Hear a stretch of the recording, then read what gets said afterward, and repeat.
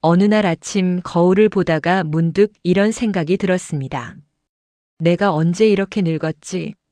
주름이 깊어진 것도 흰머리가 늘어난 것도 아니었습니다. 그냥 눈빛이 달라져 있었습니다. 예전처럼 반짝이지 않는 조금 지쳐 보이는 눈. 그리고 그 눈 속에는 말로 설명하기 어려운 무언가가 담겨 있었습니다. 체념일까요? 아니면 체념보다는 조금 더 차분한 받아들임 같은 것일까요? 쉰을 넘기면서 몸이 예전 같지 않다는 걸 느낍니다. 아침에 일어날 때 허리가 뻐근하고 계단을 오를 때 숨이 조금 찹니다. 밤에 잠을 설치는 날이 많아지고 자도 개운하지 않습니다. 병원에 가면 의사는 나이가 있으니까요 라고 말합니다. 그 말이 위로가 되지 않습니다. 오히려 더 서글퍼집니다.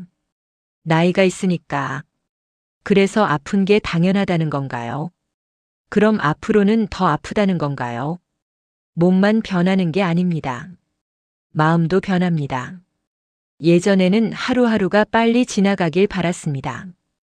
빨리 주말이 왔으면, 빨리 월급날이 왔으면, 빨리 이 프로젝트가 끝났으면. 그렇게 바라며 살았습니다. 그런데 지금은 시간이 너무 빨리 지나가는 것 같습니다. 1년이 정말 빨리 갑니다.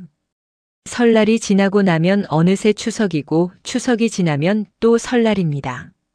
시간이 흐르는 속도가 달라진 건지 아니면 제가 시간을 느끼는 방식이 달라진 건지 모르겠습니다. 사람들은 말합니다. 50대는 인생의 황금기라고. 경제적으로도 안정되고 경험도 쌓였고 이제 좀 여유롭게 살 수 있는 나이라고. 그런데 정말 그럴까요? 제 주변을 보면 그렇게만 말할 수 없는 사람들이 더 많습니다. 회사에서는 이미 뒷자리로 밀려났거나 아예 자리를 잃은 사람들도 있습니다. 자녀들은 독립했지만 여전히 경제적으로 도움을 요청합니다.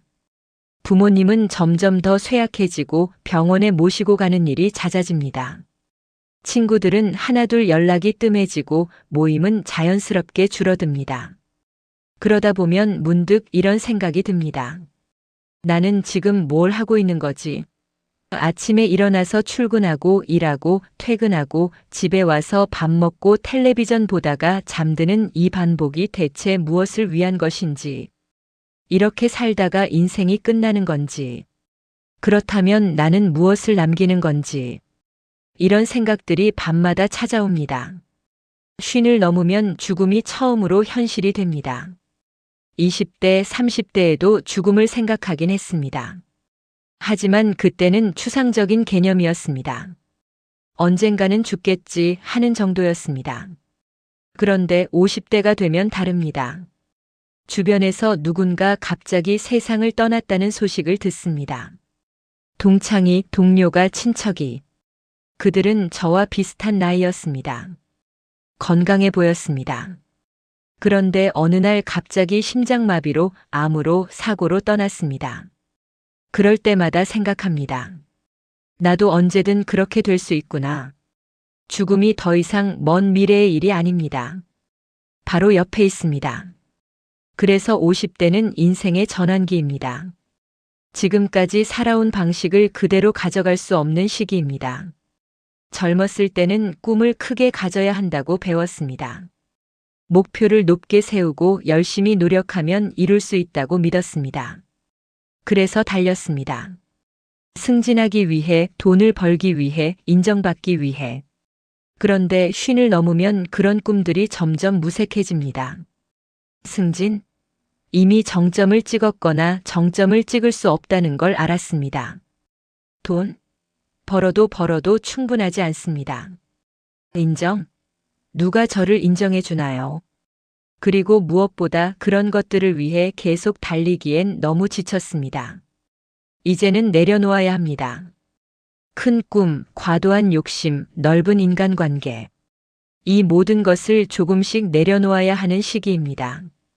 그게 포기가 아니라는 걸 이해하는데 시간이 걸렸습니다. 내려놓는다는 건 패배가 아닙니다. 오히려 지혜입니다. 무엇이 정말 중요한지 알게 된 것이니까요. 자존심도 마찬가지입니다. 젊었을 때는 자존심이 중요했습니다. 남에게 무시당하지 않으려고 약한 모습을 보이지 않으려고 애썼습니다. 그런데 그 자존심을 지키느라 얼마나 많은 에너지를 소비했는지 모릅니다. 안 하고 싶은 일도 했고 하고 싶은 말도 참았고 가고 싶지 않은 자리에도 갔습니다. 모두 자존심 때문이었습니다.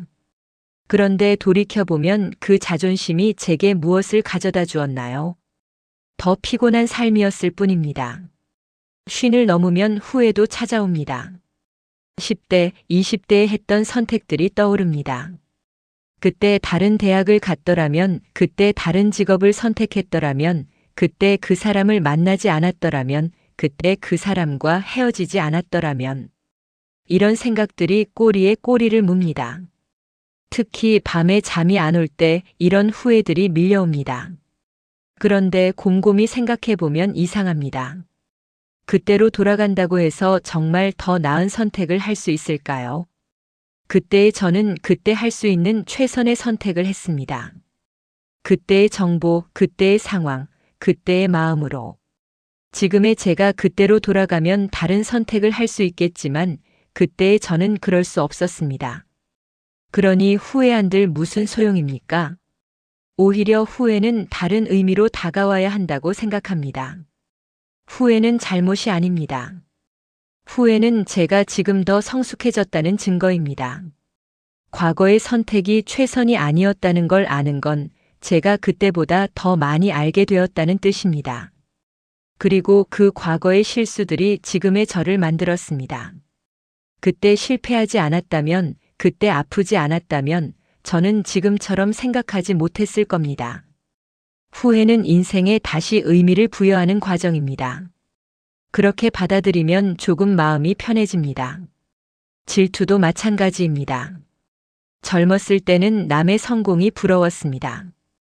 동창이 좋은 차를 사면, 후배가 승진하면, 친구가 큰 집으로 이사하면 속이 쓰렸습니다. 왜 나는 안 될까? 나도 열심히 사는데, 나도 노력하는데. 그런 생각에 잠을 설쳤습니다. 반대로 누군가 실패하면 은근히 마음이 편했습니다. 나만 못 사는 게 아니구나 하는 위안을 얻었습니다. 부끄러운 고백이지만 사실입니다. 그런데 쉰을 넘으면 그런 마음이 점점 사라집니다. 남의 성공에도 남의 실패에도 예전처럼 흔들리지 않습니다. 왜 그럴까요? 경쟁이 끝났기 때문입니다. 아니, 경쟁이 의미 없어졌기 때문입니다. 누가 더 잘 사는지, 누가 더 성공했는지 그런 비교가 더 이상 중요하지 않습니다. 각자의 인생이 있고 각자의 속사정이 있습니다. 겉으로 보기엔 성공한 것 같아도 속으로는 힘들 수 있습니다. 반대로 겉으로 보기엔 평범해 보여도 속으로는 행복할 수 있습니다. 돈과 지위가 전부가 아니라는 걸 이제야 압니다. 물론 돈도 중요하고 지위도 중요합니다. 하지만 그것들이 행복을 보장하지는 않습니다. 많은 돈을 가진 사람도 불행할 수 있고 높은 지위에 있는 사람도 외로울 수 있습니다. 진짜 중요한 건 마음의 평온입니다. 아침에 일어나서 오늘 하루가 괜찮을 것 같다는 느낌. 저녁에 잠들 때 오늘도 나쁘지 않았다는 생각. 그런 평온함이 진짜 행복입니다. 남을 부러워하지 않을 때 그런 평온이 찾아옵니다. 남의 인생이 아니라 내 인생을 살 때. 남의 기준이 아니라 내 기준으로 살 때. 그럴 때 비로소 마음이 편해집니다. 그래서 이제는 힘을 빼고 살아야 합니다. 모든 일에 최선을 다하지 않아도 됩니다.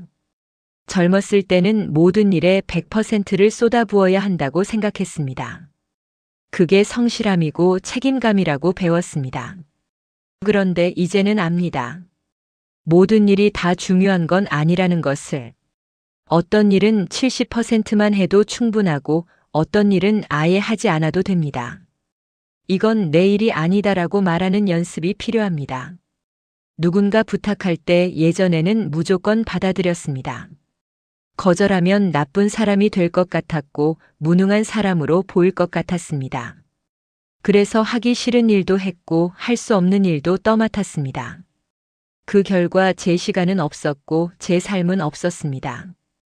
이제는 거절할 수 있어야 합니다. 미안하지만 그건 제가 할 수 있는 일이 아닙니다라고 말할 수 있어야 합니다. 그게 이기적인 게 아닙니다. 그게 나를 지키는 방법입니다. 화와 분노도 다루는 방식이 달라져야 합니다. 젊었을 때는 화가 나면 참지 못했습니다. 부당한 일을 당하면 따졌고 억울한 일을 겪으면 싸웠습니다. 정의감이라고 생각했습니다. 그런데 돌이켜보면 그 화와 분노가 제게 무엇을 가져다 주었나요? 상대는 아무렇지도 않은데 저만 속만 끓었습니다. 상대는 잠을 잘 자는데 저만 잠을 설쳤습니다. 이제는 화가 나도 조금 참을 수 있습니다. 아니, 참는다기보다는 흘려보낼 수 있습니다. 저 사람은 저런 사람이니까, 저 상황은 저럴 수밖에 없으니까. 제가 변할 수 없는 것에 에너지를 쓰지 않습니다. 제가 변할 수 있는 것, 그건 제 마음입니다. 상황을 바꿀 수 없으면 상황을 받아들이는 제 마음을 바꿉니다. 그게 더 쉽습니다. 인생을 너무 진지하게만 살 필요도 없습니다. 젊었을 때는 모든 것이 중요했습니다. 작은 실수도 큰일처럼 느껴졌고 사소한 말도 상처가 되었습니다. 모든 순간을 의미 있게 만들어야 한다고 생각했습니다. 그런데 쉰을 넘으면 압니다. 대부분의 일은 별거 아니라는 것을. 지나고 나면 다 지나간 일입니다. 그때는 세상이 무너지는 것 같았던 일도 1년만 지나면 기억도 안 납니다. 그러니 조금 가볍게 살아도 됩니다. 실수해도 괜찮고 실패해도 괜찮습니다. 누군가에게 미움받아도 괜찮고 인정받지 못해도 괜찮습니다. 저는 그저 하루하루를 살아가는 사람일 뿐입니다. 거창한 의미를 찾을 필요 없습니다. 그리고 혼자 있는 시간을 두려워하지 않아야 합니다. 50대가 되면 친구가 줄어듭니다. 자연스러운 일입니다. 각자 바쁘고 각자 사정이 있습니다. 예전처럼 자주 만나지 못합니다. 모임도 줄어듭니다. 처음에는 서운했습니다. 나를 잊은 건가, 나를 싫어하는 건가. 그런 생각이 들었습니다. 그런데 시간이 지나니 깨달았습니다. 그게 아니라는 것을. 그들도 저처럼 지쳐 있다는 것을. 그들도 자기 삶을 살아가기 바쁘다는 것을. 친구가 줄어드는 건 실패가 아닙니다. 오히려 자연스러운 과정입니다. 젊었을 때는 많은 사람을 만났습니다. 술도 자주 마셨고 모임도 많이 나갔습니다. 그게 사회생활이고 인맥이라고 생각했습니다. 그런데 이제는 압니다. 그 많은 사람들 중에 진짜 친구는 몇 명 되지 않는다는 것을. 그리고 그 몇 명이면 충분하다는 것을. 혼자 있는 시간이 오히려 자유를 줍니다. 누군가에게 맞춰야 할 필요도 없고 눈치 볼 필요도 없습니다. 하고 싶은 대로 하면 됩니다. 책을 읽고 싶으면 읽고 음악을 듣고 싶으면 듣고 그냥 멍하니 창밖을 보고 싶으면 봅니다. 누가 뭐라고 하지 않습니다. 책이 친구가 됩니다. 젊었을 때는 책을 읽을 시간이 없었습니다. 아니, 읽을 마음의 여유가 없었습니다. 그런데 이제는 책이 좋습니다. 책 속에는 제가 겪지 못한 살들이 있고 제가 생각하지 못한 생각들이 있습니다. 책을 읽으면 제가 조금 더 넓어지는 느낌입니다. 음악도 마찬가지입니다. 젊었을 때는 시끄러운 음악을 좋아했습니다. 빠른 리듬, 강한 비트. 그런데 이제는 조용한 음악이 좋습니다. 클래식이나 재즈 혹은 옛날에 들었던 가요들. 그런 음악을 들으면 마음이 차분해집니다. 사색도 친구가 됩니다. 그냥 앉아서 생각에 잠기는 시간. 아무것도 하지 않는 시간. 예전에는 그런 시간이 낭비라고 생각했습니다. 뭔가를 해야 한다고, 생산적이어야 한다고 생각했습니다. 그런데 이제는 압니다. 아무것도 하지 않는 시간도 필요하다는 것을. 그 시간에 제가 제 마음을 들여다볼 수 있다는 것을. 관계도 달라집니다. 양보다 깊이가 중요해집니다. 많은 사람을 알 필요가 없습니다. 진짜 소중한 몇 사람이면 충분합니다. 그 사람들과 깊이 있는 대화를 나누고 진심을 나누는 것. 그게 진짜 관계입니다. 50대는 끝이 아닙니다. 오히려 후반전의 시작입니다. 전반전에서는 달렸습니다. 목표를 향해, 꿈을 향해.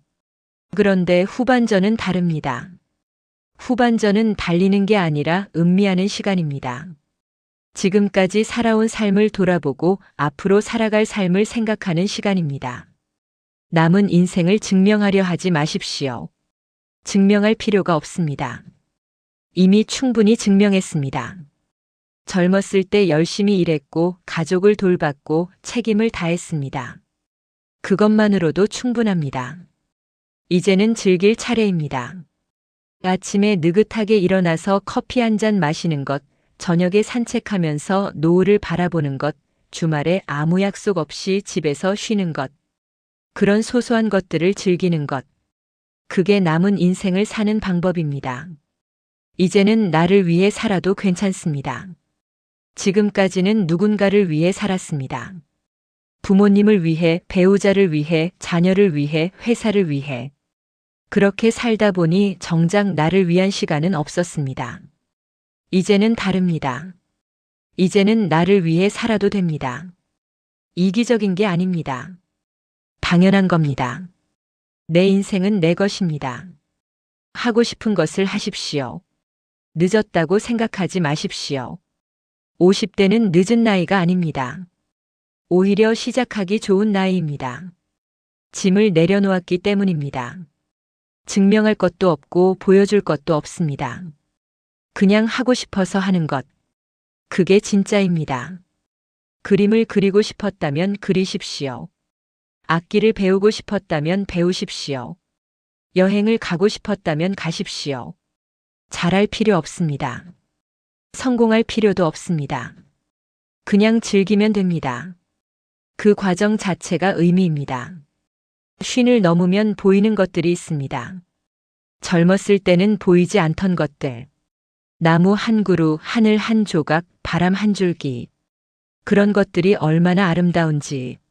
사람의 미소가 얼마나 따뜻한지. 하루가 얼마나 소중한지. 그리고 삶이 얼마나 짧은지도 보입니다. 그래서 더 소중합니다. 짧기 때문에 더 애틋합니다. 남은 시간을 허투루 쓰고 싶지 않습니다. 의미 없는 일에 에너지를 낭비하고 싶지 않습니다. 소중한 사람들과 소중한 시간을 보내고 싶습니다. 쉰을 넘으면 겸손해집니다. 세상이 내 뜻대로 되지 않는다는 것을 압니다. 내가 할 수 있는 일이 별로 없다는 것도 압니다. 그래서 조금 더 겸손하게, 조금 더 감사하게 살아갑니다. 오늘 하루가 무사히 지나간 것에 감사하고 내일도 무사히 맞이할 수 있기를 바랍니다. 저녁이 되면 창가에 앉아 하늘을 바라봅니다. 해가 집니다. 하루가 저뭅니다. 그렇게 또 하루가 지나갑니다. 슬프지 않습니다. 오히려 고요합니다. 오늘도 살아있다는 것, 내일도 살아있을 것이라는 것. 그것만으로도 충분합니다. 쉰을 넘어서면 보이는 것들이 있습니다. 그것들은 화려하지 않습니다. 거창하지도 않습니다. 하지만 진짜입니다. 그리고 그 진짜를 볼 수 있다는 것, 그것이 쉰을 넘은 사람만이 가질 수 있는 선물입니다. 어느 숲 깊은 곳에 늙은 거북이 한 마리가 살고 있었다. 그 거북이는 젊은 시절 누구보다 부지런했고 누구보다 빨리 걷고 싶어 했다. 하지만 세월이 흐르면서 거북이는 깨달았다. 자신은 토끼처럼 빨리 달릴 수 없다는 것을, 그리고 그것이 잘못된 것이 아니라는 것을. 거북이는 이제 아침마다 천천히 숲을 걸으며 이끼가 자라는 소리를 듣고 바람이 나뭇잎을 흔드는 모습을 바라보았다. 그러다 문득 생각했다. 나는 언제부터 나 자신에게 이렇게 너그러워졌을까? 사람도 마찬가지다. 젊은 날에는 자신을 채찍질하며 살았다. 조금만 실수해도 스스로를 탓했고 조금만 게을러도 자책했다. 그렇게 살아야 더 나은 사람이 될 수 있다고 믿었다. 하지만 나이가 들수록 알게 된다. 자신을 비난하는 일이 얼마나 쓸모없는 일인지를. 그것은 이미 엎질러진 물을 붙잡으려는 것과 같다. 과거의 실수는 되돌릴 수 없고 그 실수를 붙잡고 자신을 때리는 일은 오늘을 또다시 망치는 일일 뿐이다. 어떤 사람은 평생 자신에게 엄격했다. 그는 늘 자신이 부족하다고 느꼈고 무언가를 이루어도 만족하지 못했다. 그의 마음속에는 언제나 이 정도로는 안 되라는 목소리가 울려 퍼졌다.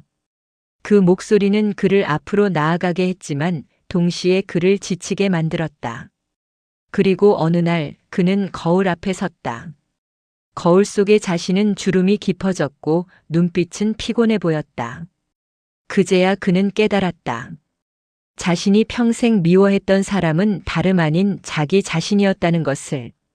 법정 스님은 말씀하셨다. 자기 자신을 사랑하지 못하는 사람은 남도 사랑할 수 없다. 이 말은 거창한 가르침이 아니라 그저 사실이다. 자신에게 가혹한 사람은 남에게도 가혹하다. 자신을 용서하지 못하는 사람은 남도 쉽게 용서하지 못한다. 그래서 나이가 들면 먼저 배워야 하는 것은 자신에게 부드러워지는 일이다. 오늘 하루 아무것도 하지 못했다면 그럴 수도 있는 것이다. 약속을 잊었다면 그럴 수도 있는 것이다. 누군가에게 서운한 말을 했다면 그것도 그럴 수 있는 것이다. 다만 그것을 알아차리고 내일은 조금 나아지려고 노력하면 된다. 그것이 전부다. 숲속의 여우는 늘 다른 동물들을 바라보았다. 사슴은 우아하고 곰은 힘이 세고 새는 하늘을 날 수 있었다. 여우는 자신이 초라하다고 느꼈다. 그래서 여우는 사슴처럼 걷는 법을 배우려 했고 곰처럼 힘을 키우려 했고 새처럼 날고 싶어 높은 곳에서 뛰어내렸다. 하지만 여우는 사슴이 될 수 없었고 곰이 될 수 없었고 새가 될 수 없었다. 여우는 그저 다친 여우일 뿐이었다. 그리고 어느 날 여우는 깨달았다. 자신은 숲에서 가장 영리하다는 것을. 자신은 어둠 속에서도 길을 찾을 수 있다는 것을. 자신은 여우이기에 할 수 있는 일들이 있다는 것을. 사람들은 평생 남과 자신을 비교하며 산다. 누구는 집이 크고 누구는 자식이 잘 되고 누구는 건강하고 누구는 여유롭다. 그 비교는 끝이 없다. 비교할수록 자신은 작아진다. 비교할수록 가진 것은 보이지 않고 없는 것만 보인다. 그래서 지혜로운 사람들은 남과 비교하지 않는다. 비교하는 것이 얼마나 소모적인 일인지 알기 때문이다. 남의 인생은 남의 것이고 내 인생은 내 것이다.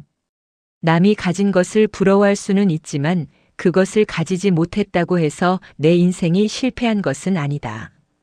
어떤 할머니가 있었다.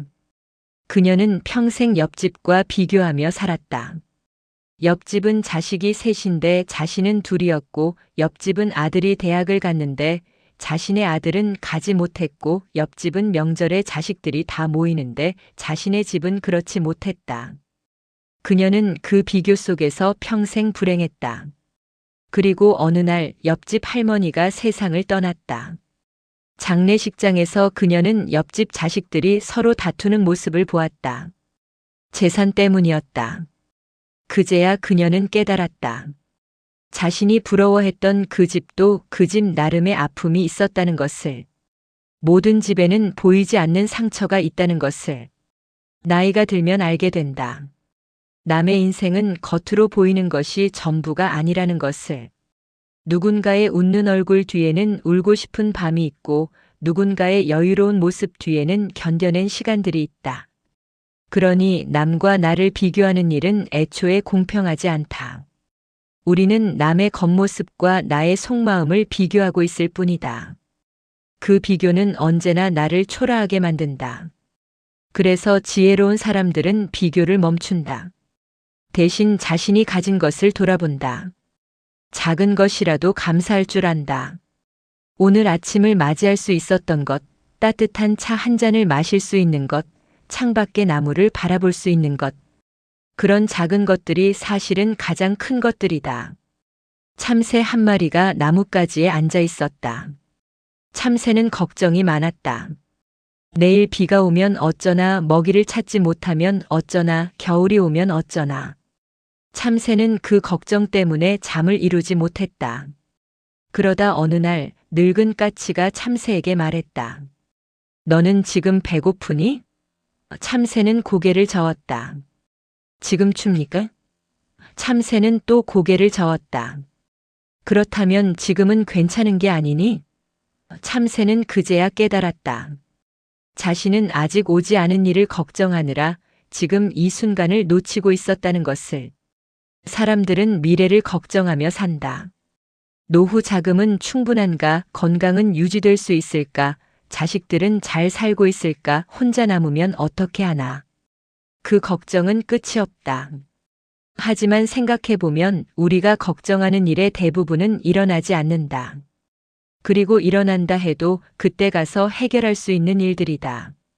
미리 걱정한다고 해서 그 일이 사라지는 것도 아니다. 오히려 걱정은 오늘을 빼앗아간다. 오늘 할 수 있는 일을 못하게 만들고 오늘 느낄 수 있는 기쁨을 가려버린다. 어떤 노인이 있었다. 그는 평생 걱정하며 살았다. 젊은 시절에는 가난이 걱정이었고, 중년에는 자식이 걱정이었고, 노년에는 병이 걱정이었다.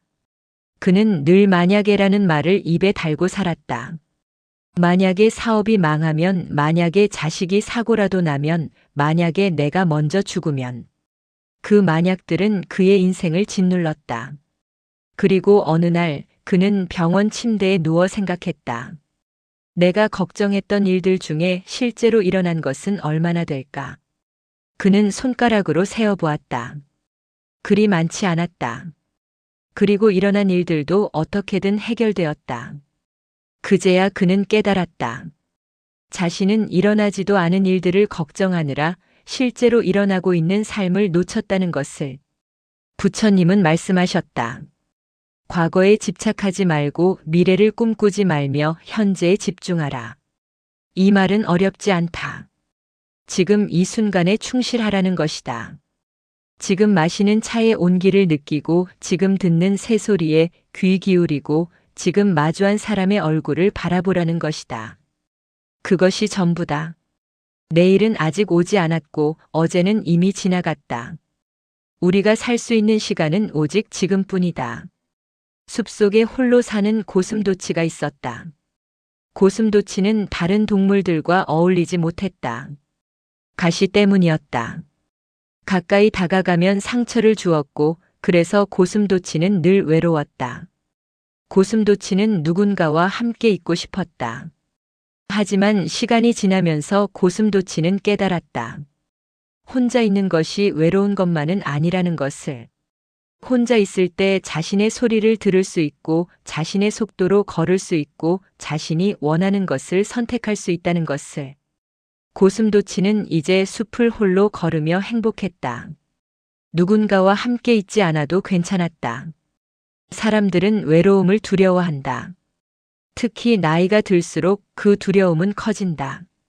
자식들은 각자의 삶을 살고 친구들은 하나둘 떠나가고 배우자마저 먼저 가는 경우도 있다.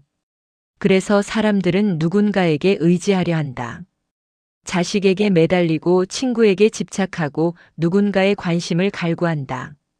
하지만 그럴수록 외로움은 더 깊어진다. 왜냐하면 다른 사람은 나의 외로움을 채워줄 수 없기 때문이다. 외로움은 누군가와 함께 있다고 해서 사라지는 것이 아니다. 외로움은 자신과의 관계에서 생기는 것이다. 어떤 할아버지가 있었다. 그는 혼자 살았다. 아내는 몇 년 전에 세상을 떠났고 자식들은 멀리 살았다. 사람들은 그가 외롭고 불쌍하다고 생각했다. 하지만 할아버지는 그렇게 느끼지 않았다. 그는 아침마다 공원을 산책했고 오후에는 책을 읽었고 저녁에는 음악을 들었다. 그는 자신과 함께 있는 법을 알았다. 혼자 있어도 심심하지 않았고 혼자 식사를 해도 쓸쓸하지 않았다. 그는 자신의 회사를 즐겼다. 그래서 가끔 자식들이 찾아와도 그는 서두르지 않았다. 반가웠지만 그들이 떠나도 괜찮았다. 그는 혼자서도 충분히 행복할 수 있는 사람이었다. 철학자 쇼펜하우어는 말했다. 혼자 있을 수 있는 사람만이 진정으로 자유롭다. 이 말은 사실이다. 타인에게 의지하는 사람은 자유롭지 못하다. 누군가의 관심이 필요하고 누군가의 인정이 필요하고 누군가의 사랑이 필요하다. 하지만 혼자서도 괜찮은 사람은 다르다. 그는 누군가가 있으면 감사하지만 없어도 괜찮다. 그는 자기 안에 세계를 가지고 있기 때문이다. 나이가 들면 배워야 할 가장 중요한 것은 혼자 있는 법이다. 혼자 밥을 먹고 혼자 산책하고 혼자 생각하는 법. 그것이 두렵지 않아야 한다. 혼자 있을 때 비로소 우리는 자신을 만난다. 자신이 무엇을 좋아하는지, 무엇을 원하는지, 무엇이 소중한지 알게 된다. 그리고 그것을 알 때 우리는 비로소 다른 사람과도 건강하게 관계 맺을 수 있다. 의존하지 않고 집착하지 않고 그저 함께 있을 수 있다. 노후를 행복하게 보내는 사람들에게는 공통점이 있다. 그들은 자신에게 너그럽다.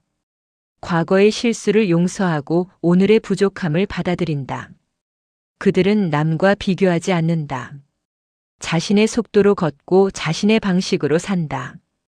그들은 미래를 걱정하지 않는다. 오늘 할 수 있는 일에 집중하고 지금 이 순간을 소중히 여긴다. 그들은 혼자서도 괜찮다.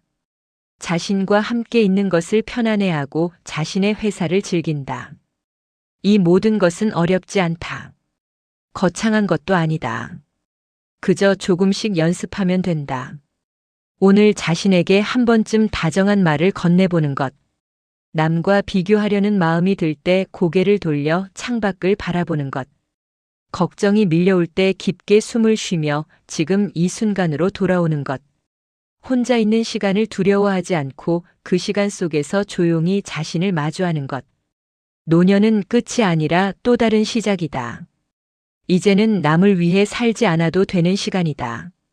이제는 자신을 위해 살아도 되는 시간이다. 그 시간을 어떻게 보낼 것인가는 각자의 몫이다. 하지만 한 가지는 분명하다. 자신에게 가혹하지 않고 남과 비교하지 않고 미래를 걱정하지 않고 혼자서도 괜찮은 사람은 어디에서든 행복할 수 있다는 것. 숲속의 거북이는 여전히 느리게 걷는다. 하지만 거북이는 더 이상 자신의 느림을 탓하지 않는다. 여우는 더 이상 사슴을 부러워하지 않는다. 참새는 내일을 걱정하지 않고 오늘을 산다. 고슴도치는 혼자여도 외롭지 않다. 그들은 각자의 방식으로 숲을 살아간다. 그리고 그것으로 충분하다. 당신은 어떤가? 당신은 오늘 자신에게 어떤 말을 건넸는가? 당신은 오늘 누구와 자신을 비교했는가? 당신은 오늘 무엇을 걱정했는가? 당신은 오늘 혼자 있는 시간을 어떻게 보냈는가? 이 질문들에 대한 답은 서두르지 않아도 된다. 천천히 생각해 보면 된다. 그리고 내일은 아니 지금 이 순간부터는 조금 다르게 살아볼 수 있다. 자신에게 조금 더 부드럽게, 남과 조금 덜 비교하며 미래를 조금 덜 걱정하고 혼자 있는 것을 조금 더 편안하게. 그렇게 하루하루를 살다 보면 어느새 당신은 지혜로운 사람이 되어 있을 것이다. 거창한 무언가를 이룬 사람이 아니라 그저 자신과 평화롭게 지내는 사람. 그것이 진정한 지혜다. 그것이 진정한 행복이다. 창밖이 어두워질 무렵 하루를 마무리하는 시간이 찾아옵니다. 분주했던 하루의 소음들이 하나둘 가라앉고 이제는 혼자만의 고요 속에 앉아 있는 시간. 이럴 때면 문득 지나온 시간들이 조용히 떠오르곤 합니다. 오늘 하루도 무사히 보냈습니다. 누군가와 말을 나누었고 무언가를 생각했으며 어떤 선택을 했습니다. 그 모든 것들이 쌓여 오늘이라는 하루를 만들었습니다. 탈무드라는 오래된 책이 있습니다. 수천 년 전 사막의 땅에서 살아가던 사람들이 삶에 대해 끊임없이 질문하고 토론하며 남긴 기록입니다. 그들은 하루하루를 치열하게 살아가면서도 삶이란 무엇인가, 사람은 어떻게 살아야 하는가를 놓지 않았습니다. 그 안에는 거창한 진리보다는 일상 속 작은 지혜들이 담겨 있습니다. 어떻게 말해야 하는지, 어떻게 돈을 대해야 하는지, 어떻게 분노를 다스려야 하는지, 그리고 무엇보다 어떻게 하루를 살아야 후회 없이 잠들 수 있는지에 대한 이야기들입니다. 우리는 이제 젊지 않습니다. 그것은 슬픈 일이 아니라 다만 사실입니다. 50년, 60년을 살아오면서 우리는 많은 것을 보았고 겪었고 배웠습니다. 기쁜 날도 있었고 힘든 날도 있었습니다. 사랑했던 사람도 있었고 미워했던 사람도 있었습니다. 그렇게 살아오면서 우리는 어느새 알게 되었습니다. 인생이 그렇게 단순하지 않다는 것을, 정답이 분명하게 보이지 않는다는 것을, 그리고 때로는 가장 중요한 것들이 가장 작은 것들 속에 숨어 있다는 것을. 탈무드는 이런 이야기를 들려줍니다. 어느 마을에 두 사람이 살았습니다. 한 사람은 평생 많은 것을 모았고 다른 한 사람은 그저 하루하루를 살아갔습니다. 많은 것을 모은 사람은 늘 불안했습니다. 더 모아야 한다는 생각에 잃을까봐 두려워하는 마음에 편히 잠들지 못했습니다. 하루하루를 살아간 사람은 많은 것을 가지지 못했지만 매일 밤 깊은 잠을 잤습니다. 그는 오늘 필요한 만큼만 가졌고 내일은 내일의 몫이라고 생각했습니다. 탈무드는 묻습니다. 진정 부유한 사람은 누구인가? 많이 가진 사람인가 아니면 자신이 가진 것에 만족하는 사람인가? 우리는 평생 무언가를 추구하며 살아왔습니다. 더 나은 직장, 더 큰 집, 더 많은 돈. 그것들이 나쁜 것은 아닙니다. 가족을 위해, 미래를 위해 애쓰는 것은 당연한 일입니다. 하지만 이제 이 나이가 되어 돌아보면 정작 행복했던 순간들은 그런 것들을 쫓을 때가 아니었다는 걸 알게 됩니다. 아이가 처음 걸음마를 뗐을 때, 따뜻한 봄날 산책을 하며 햇살을 느꼈을 때, 오래된 친구와 특별할 것 없는 대화를 나눴을 때, 그런 순간들이었습니다. 탈무드는 이렇게 말합니다. 부자는 자기가 가진 것으로 기뻐하는 사람이다. 이 문장을 처음 들었을 때는 그저 좋은 말이라고 생각했습니다. 하지만 지금 이 나이에 다시 들으면 그 무게가 다르게 느껴집니다. 우리에게 남은 시간이 무한하지 않다는 것을 알기 때문입니다. 더 모으기 위해 오늘을 희생할 시간이 이제는 많지 않습니다. 오늘 가진 것, 오늘 만난 사람, 오늘 느낀 감정들. 그것들이 바로 우리의 삶입니다. 말에 대한 이야기도 있습니다. 탈무드에는 이런 질문이 나옵니다. 한번 내뱉은 말을 다시 주워 담을 수 있는가? 한 스승이 제자에게 베개를 찢어 깃털을 바람에 날리게 한 후 그 깃털을 모두 다시 모아오라고 했다는 이야기가 있습니다. 물론 불가능한 일이었습니다. 바람에 흩어진 깃털은 사방으로 날아가 버렸습니다. 말도 그렇습니다.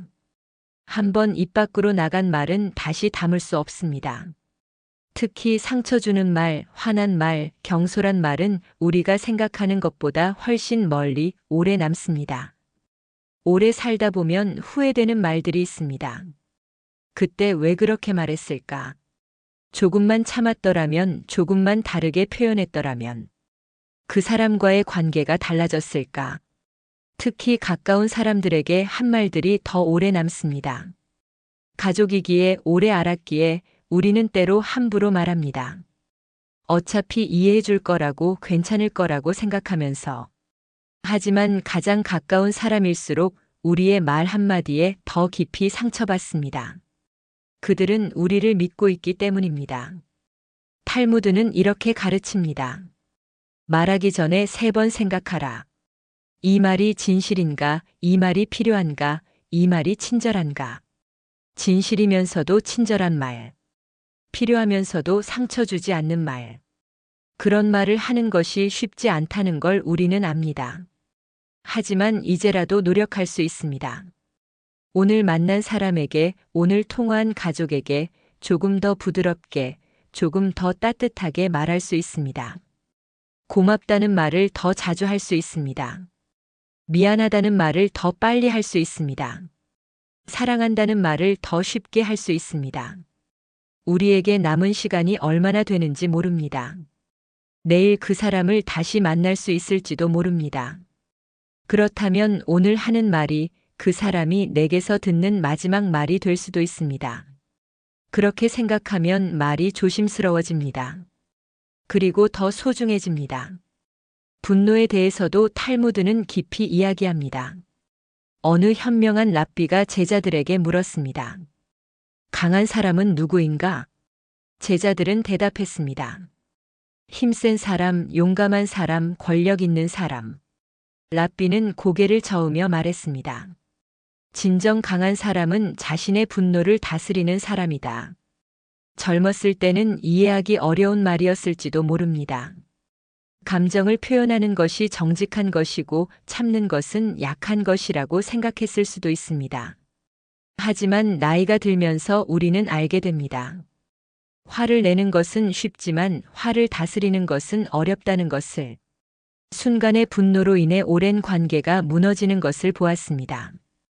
감정을 제어하지 못해 후회하는 모습을 보았습니다. 때로는 우리 자신이 그런 사람이었습니다. 분노는 불과 같다고 합니다. 처음에는 작은 불씨지만 순식간에 모든 것을 태워버립니다. 그리고 불이 지나간 자리에는 재만 남습니다. 탈무드는 분노하는 사람을 우상을 섬기는 사람과 같다고 말합니다. 왜냐하면 분노할 때 우리는 이성을 잃고 감정이라는 우상에 굴복하기 때문입니다. 물론 화가 나는 것은 당연합니다. 부당한 일을 당했을 때, 억울한 일을 겪었을 때, 사랑하는 사람이 상처받았을 때, 화가 나지 않는다면 그것이 오히려 이상한 일입니다. 문제는 그 화를 어떻게 다루느냐입니다. 화를 내는 순간 우리는 통제력을 잃습니다. 해서는 안 될 말을 하고 해서는 안 될 행동을 합니다. 그리고 나중에 차분해졌을 때 후회합니다. 탈무드는 조언합니다. 화가 날 때는 숫자를 세어보라고. 천천히 하나부터 10까지. 그 짧은 시간 동안 감정의 불길이 조금 잦아듭니다. 또는 한 발 물러나 보라고 합니다. 지금 이 순간 이 상황에서 한 발짝 떨어져 마치 다른 사람의 일인 것처럼 바라보라고. 그러면 보입니다. 내가 왜 화가 났는지, 정말 화낼 만한 일인지, 아니면 그저 피곤해서 속상해서 외로워서 다른 곳으로 향해야 할 감정을 엉뚱한 곳에 쏟아내고 있는 건 아닌지. 이 나이가 되면 분노를 다스리는 것이 얼마나 중요한지 더 잘 알게 됩니다.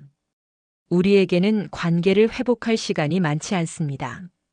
한번 깨진 것을 다시 붙이는 데는 깨트리는 것보다 훨씬 많은 시간과 노력이 필요합니다. 그리고 때로는 영영 붙일 수 없게 됩니다. 그러니 오늘 화가 나는 일이 있다면 잠깐 멈춰 서보는 것은 어떨까요? 숨을 깊이 쉬어보는 것은 어떨까요? 한 발짝 물러나 보는 것은 어떨까요? 그것이 약함이 아니라 진정한 강함입니다. 시간에 대한 이야기도 빼놓을 수 없습니다. 탈무드에는 이런 구절이 있습니다. 사람은 자신이 가진 3가지를 소홀히 여긴다. 건강, 시간, 그리고 사랑하는 사람. 건강할 때는 건강의 소중함을 모릅니다. 아프고 나서야 자유롭게 걸을 수 있는 것이, 통증 없이 잠들 수 있는 것이 얼마나 큰 축복인지 깨닫습니다. 시간이 있을 때는 시간의 소중함을 모릅니다. 내일도 있고 모레도 있고 앞으로 할 일이 많을 거라고 생각합니다. 하지만 어느 순간 시간이 생각보다 빨리 흐른다는 것을 뼈저리게 느끼게 됩니다. 사랑하는 사람이 옆에 있을 때는 그 소중함을 모릅니다. 언제나 그 자리에 있을 거라고, 내일도 만날 수 있을 거라고 생각합니다. 하지만 사람은 영원하지 않습니다. 우리는 이제 그것을 압니다. 주변에 빈자리들이 생겼습니다. 함께 웃고 떠들던 사람들 중 몇몇은 이제 더 이상 곁에 없습니다. 그들을 떠나보내면서 우리는 배웠습니다. 오늘이 얼마나 소중한지, 지금 이 순간이 얼마나 귀한지. 탈무드는 말합니다. 오늘 할 수 있는 일을 내일로 미루지 말라. 이것은 단순히 부지런하라는 뜻이 아닙니다. 오늘 할 수 있는 사랑을 내일로 미루지 말라는 뜻입니다. 오늘 할 수 있는 용서를 내일로 미루지 말라는 뜻입니다. 오늘 할 수 있는 감사를 내일로 미루지 말라는 뜻입니다. 내일이 오지 않을 수도 있으니까요. 우리는 자꾸 미룹니다. 부모님께 전화하는 것, 옛 친구를 만나는 것, 고마운 사람에게 마음을 전하는 것. 바쁘다는 핑계로 피곤하다는 이유로 다음에 하면 되지라고 생각하면서. 하지만 다음에는 오지 않을 수도 있습니다. 다음에는 너무 늦을 수도 있습니다. 그러니 오늘 지금 생각나는 사람이 있다면 연락해 보는 것은 어떨까요? 전하고 싶은 말이 있다면 전해보는 것은 어떨까요? 하고 싶었던 일이 있다면 시작해 보는 것은 어떨까요? 완벽할 필요는 없습니다. 거창할 필요도 없습니다. 그저 짧은 전화 한 통, 간단한 문자 한 줄, 마음을 담은 말 한마디면 충분합니다. 건강에 대해서도 탈무드는 이야기합니다. 몸은 영원히 머무는 집이다. 젊었을 때는 몸을 함부로 대했을지도 모릅니다. 밤을 새워도 무리해서 일해도 제대로 먹지 않아도 큰 문제가 없었습니다. 몸은 금방 회복되었고 우리는 그것이 영원할 거라고 착각했습니다. 하지만 이제는 다릅니다. 몸이 예전 같지 않다는 것을 느낍니다. 여기저기 아픈 곳이 생기고 쉽게 피곤해지고 회복하는데 시간이 오래 걸립니다. 그것을 받아들이는 것이 쉽지 않습니다.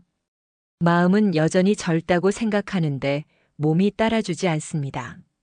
하지만 탈무드는 가르칩니다. 몸을 돌보는 것은 의무라고. 건강을 지키는 것은 스스로를 위해서이기도 하지만 우리를 사랑하는 사람들을 위해서이기도 하다고.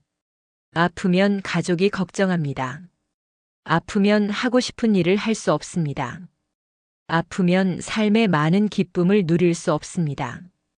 그러니 몸을 소중히 다루는 것, 규칙적으로 움직이는 것, 적당히 먹고 충분히 자는 것, 작은 통증을 무시하지 않고 돌보는 것. 이 모든 것이 우리 자신을 사랑하는 방식입니다. 완벽하게 건강할 수는 없습니다. 이미 생긴 병을 되돌릴 수도 없을 것입니다. 하지만 지금부터라도 조금 더 몸의 소리에 귀 기울일 수 있습니다. 몸이 쉬라고 할 때 쉬고, 몸이 움직이고 싶어 할 때 움직이고, 몸이 필요로 하는 것을 주는 것. 그것만으로도 충분합니다. 감사에 대한 이야기도 빼놓을 수 없습니다. 탈무드에는 이런 가르침이 있습니다. 감사할 줄 모르는 사람은 축복을 받아도 모른다. 우리는 가진 것에 익숙해집니다. 매일 일어나는 일상에 무뎌집니다. 눈을 뜨는 것, 걸을 수 있는 것, 밥을 먹을 수 있는 것, 사랑하는 사람과 함께 있는 것. 이 모든 것이 당연하다고 생각합니다. 하지만 당연한 것은 없습니다. 모든 것은 선물입니다. 오늘 아침 눈을 뜰 수 있었던 것, 그것만으로도 감사한 일입니다. 어젯밤 잠들었던 수많은 사람들 중 일부는 오늘 아침을 맞지 못했을 수도 있습니다. 오늘 걸을 수 있었던 것, 그것도 감사한 일입니다. 누군가는 걸을 수 없어 침대에 누워 있을 수도 있습니다. 오늘 밥을 먹을 수 있었던 것, 그것도 감사한 일입니다. 누군가는 배고픔을 견디며 하루를 보낼 수도 있습니다. 탈무드는 가르칩니다. 매일 아침 눈을 뜨면 감사하라고. 하루를 시작할 수 있음에 새로운 기회가 주어졌음에 감사하라고. 감사는 습관입니다. 처음에는 어색할 수 있습니다. 무엇에 감사해야 할지 모를 수도 있습니다. 하지만 조금씩 찾다 보면 감사할 것들이 보이기 시작합니다. 작은 것들부터 따뜻한 차 한 잔, 부드러운 햇살, 누군가의 미소, 친절한 말 한마디. 감사하는 마음으로 하루를 보내면 하루가 달라 보입니다. 같은 하루지만 더 풍요롭게 느껴집니다. 없는 것에 집중하는 대신 있는 것에 집중하게 되기 때문입니다. 그리고 감사하는 사람은 더 행복합니다. 더 많이 가져서가 아니라 가진 것의 가치를 알기 때문입니다. 인간관계에 대해서도 탈무드는 깊은 통찰을 줍니다. 홀로 사는 사람은 자신의 길만 간다. 사람은 혼자 살 수 없습니다. 아무리 독립적이고 강한 사람이라도 누군가와의 연결이 필요합니다. 오래 살다 보면 관계의 무게를 느끼게 됩니다. 어떤 관계는 우리를 지치게 하고 어떤 관계는 우리를 살아있게 합니다. 이 나이가 되면 모든 사람과 좋은 관계를 유지할 필요가 없다는 것을 알게 됩니다. 에너지는 한정되어 있고 시간도 한정되어 있습니다. 그러니 선택해야 합니다. 누구와 시간을 보낼 것인지, 누구에게 마음을 열 것인지. 탈무드는 이렇게 말합니다. 현명한 사람과 하루를 보내는 것이 어리석은 사람과 100년을 보내는 것보다 낫다. 이것은 사람을 판단하라는 뜻이 아닙니다. 다만 우리에게 좋은 영향을 주는 사람, 우리를 성장시키는 사람, 우리와 함께 있을 때 평안한 사람과 더 많은 시간을 보내라는 뜻입니다.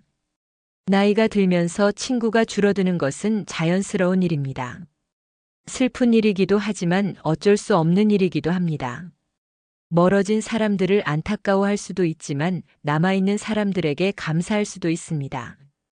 여전히 곁에 있어주는 사람들, 여전히 우리를 생각해주는 사람들. 그들이야말로 진정한 친구입니다. 그리고 때로는 새로운 관계를 만드는 것도 늦지 않습니다.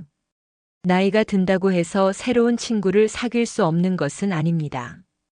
같은 관심사를 가진 사람, 같은 가치를 나누는 사람, 같은 시간을 보내고 싶어 하는 사람.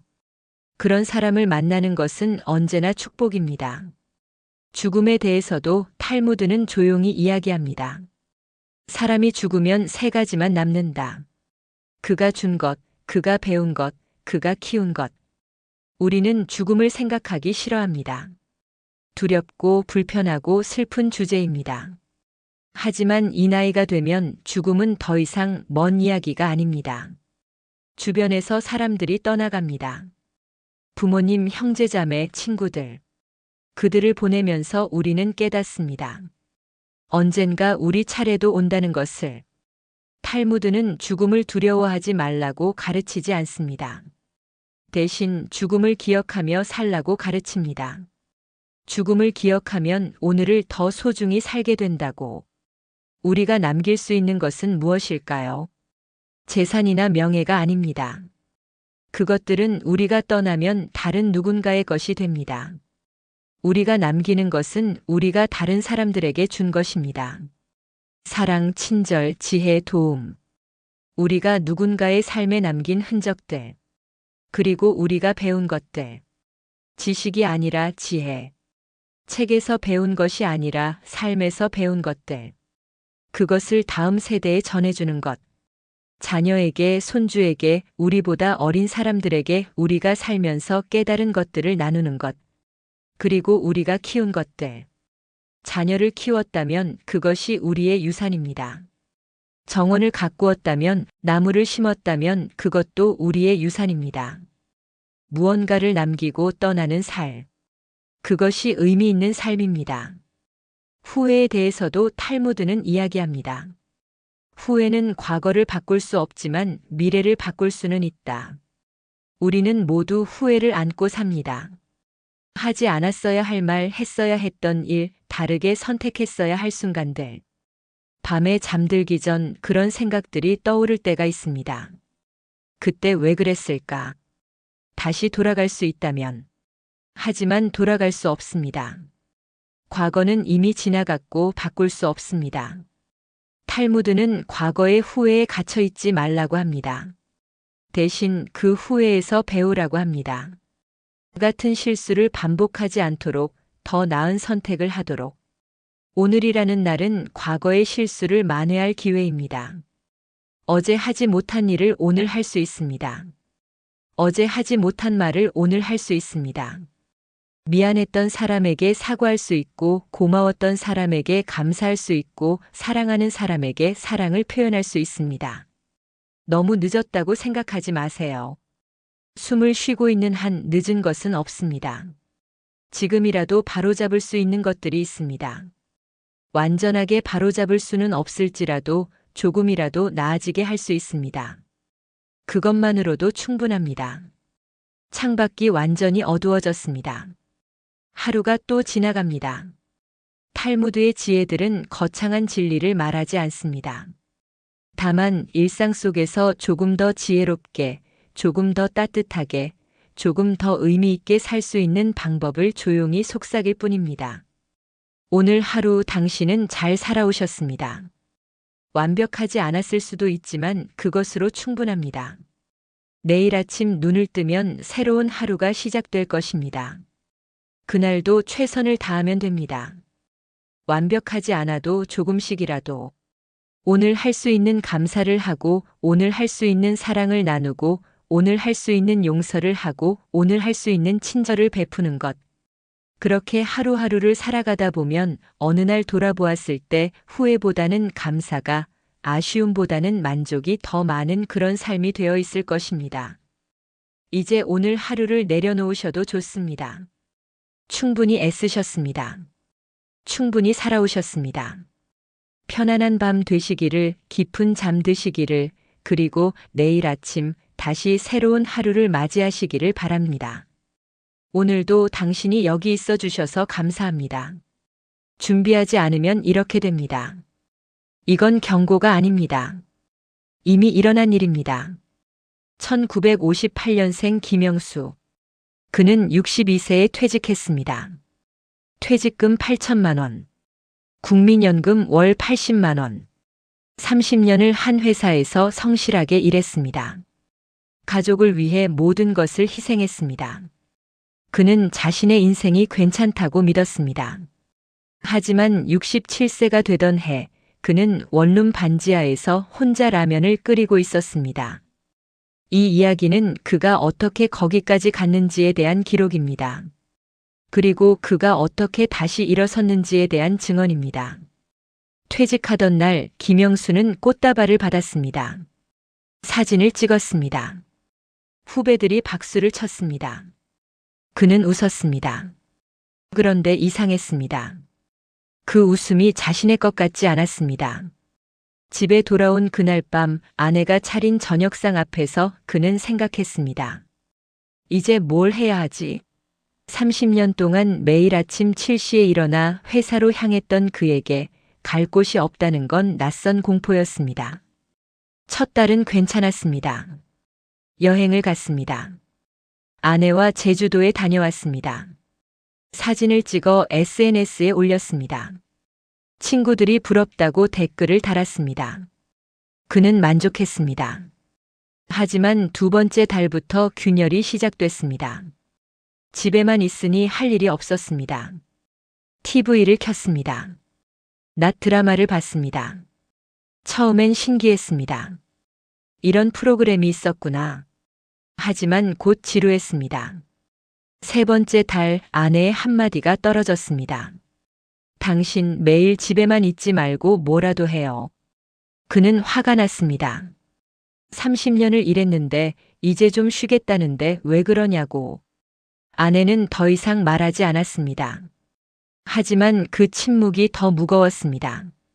네 번째 달 동창 모임에 나갔습니다. 친구들은 모두 뭔가를 하고 있었습니다.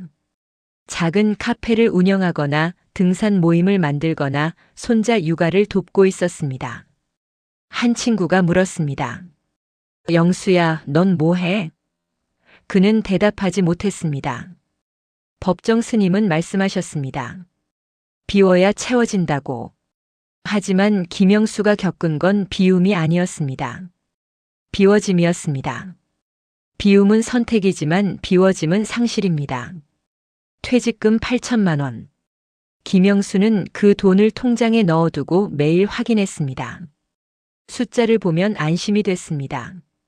30년 일한 대가 이 돈이면 괜찮다고 생각했습니다.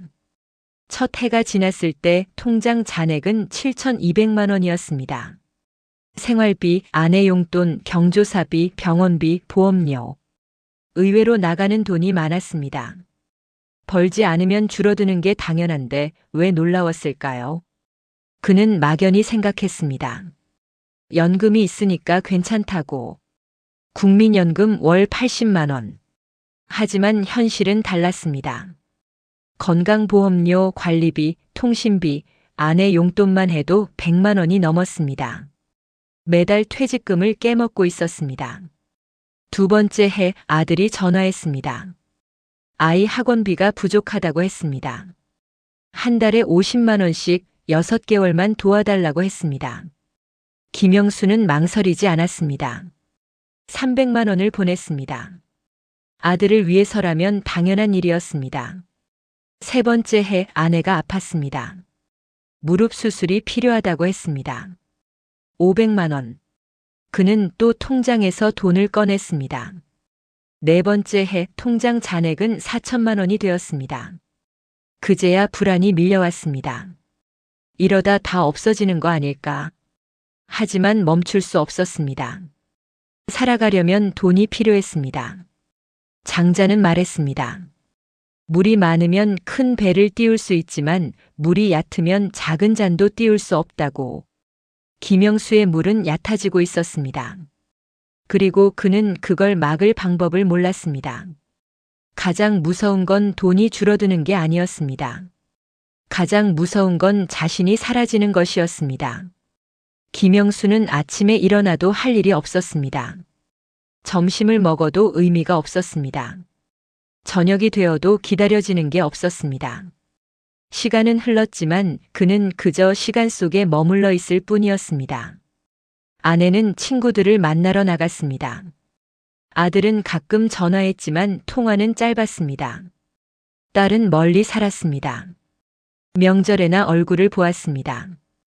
김영수는 혼자였습니다. 처음엔 괜찮다고 생각했습니다. 혼자 있는 게 편하다고 생각했습니다. 하지만 시간이 지날수록 깨달았습니다. 혼자 있는 게 아니라 홀로 있다는 걸. 혼자는 선택이지만 홀로는 버려짐입니다. 어느 날 그는 거울을 봤습니다. 낯선 사람이 서 있었습니다. 70이 가까운 노인. 배가 나오고 머리가 벗겨지고 얼굴에 주름이 가득한 사람. 그게 자신이었습니다. 언제부터 이렇게 됐을까? 성철 스님은 말씀하셨습니다. 산은 산이요, 물은 물이로다. 하지만 김영수는 몰랐습니다. 자신이 무엇인지. 그는 퇴직 전까지 회사의 김 과장이었습니다. 영업팀의 김 부장이었습니다. 30년 근속 사원이었습니다. 하지만 지금은 아무것도 아니었습니다. 소속도 없고 직함도 없고 역할도 없었습니다. 어느 날 옛 회사 후배가 전화했습니다. 승진했다며 기쁘게 말했습니다. 김영수는 축하한다고 했습니다. 잘 지내냐는 물음에 잘 지낸다고 대답했습니다. 거짓말이었습니다. 전혀 잘 지내지 못했습니다. 전화를 끊고 그는 울었습니다. 소리 없이 울었습니다. 왜 우는지 몰랐습니다. 그냥 눈물이 났습니다. 법륜 스님은 말씀하셨습니다. 고통은 집착에서 온다고. 김영수는 집착하고 있었습니다. 사라진 자신에게, 돌아오지 않을 과거에게. 5번째 해 김영수는 길에서 넘어졌습니다. 허리를 다쳤습니다. 병원에서 디스크 진단을 받았습니다. 수술이 필요하다고 했습니다. 800만 원. 통장 잔액 3천만 원. 수술비를 내고 나니 2,200만 원이 남았습니다. 한 달 동안 누워 지냈습니다. 아내가 간호했습니다. 아내의 얼굴에서 피로가 보였습니다. 김영수는 미안했습니다. 동시에 화가 났습니다. 내가 왜 이렇게 됐지? 내가 뭘 잘못했지? 6번째 해 아들이 또 전화했습니다. 집을 옮기려는데 전세 자금이 모자란다고 했습니다. 2천만 원만 빌려달라고 했습니다. 나중에 꼭 갚겠다고 했습니다. 김영수는 침묵했습니다. 통장에 2,200만 원 남았습니다. 2천만 원을 주면 200만 원 남습니다. 하지만 거절할 수 없었습니다. 아들이었습니다. 돈을 보냈습니다. 아들은 고맙다고 했습니다. 꼭 갚겠다고 했습니다. 하지만 김영수는 알고 있었습니다. 돌아오지 않을 거라는 걸. 통장 잔액 200만 원. 그날 밤 그는 잠을 이루지 못했습니다. 천장을 봤습니다. 아무것도 보이지 않았습니다. 캄캄했습니다. 공자는 말했습니다. 사람은 멀리 내다보지 않으면 반드시 가까이 근심이 있다고. 김영수는 멀리 내다보지 않았습니다. 그리고 지금 근심이 코앞에 와 있었습니다. 7번째 해 통장이 비었습니다. 월세를 내지 못했습니다. 집주인이 나가달라고 했습니다. 김영수는 아들에게 전화했습니다. 월세를 도와달라고 했습니다. 아들은 죄송하다고 했습니다. 자기도 지금 여유가 없다고 했습니다. 조금만 기다려달라고 했습니다. 전화가 끊겼습니다. 딸에게도 전화했습니다. 딸도 마찬가지였습니다. 애 키우느라 빠듯하다고 했습니다. 오빠한테 부탁해보라고 했습니다. 전화가 끊겼습니다. 김영수는 혼자였습니다. 완전히 혼자였습니다. 더 싼 집을 찾았습니다. 원룸 반지하. 월세 35만 원. 보증금 500만 원. 아내의 적금을 깼습니다. 아내는 울었습니다. 소리 없이 울었습니다. 반지하로 이사했습니다. 창문을 열면 사람들의 발이 보였습니다. 햇빛은 잘 들지 않았습니다. 곰팡이 냄새가 났습니다. 김영수는 앉아 있었습니다. 하루 종일 앉아 있었습니다. 아내가 물었습니다. 우리 이러다 어떻게 되는 거냐고. 그는 대답하지 못했습니다. 어느 날 아내가 집을 나갔습니다. 친정으로 갔습니다. 돌아오지 않았습니다. 김영수는 혼자 남았습니다. 장자는 말했습니다. 사람이 물에 비치면 고요한 물에 비춘다고. 하지만 김영수의 물은 고요하지 않았습니다. 흐렸습니다. 썩었습니다. 편의점에서 2,500원짜리 할인 도시락을 샀습니다. 방에 돌아와 뚜껑을 열었습니다. 차가운 밥, 식은 반찬, 숟가락을 들어 입에 넣었습니다. 씹었습니다. 삼켰습니다. 맛이 없었습니다. 아니, 맛을 느낄 수 없었습니다. 눈물이 났습니다. 나는 이렇게 되려고 30년을 일한 게 아니었는데.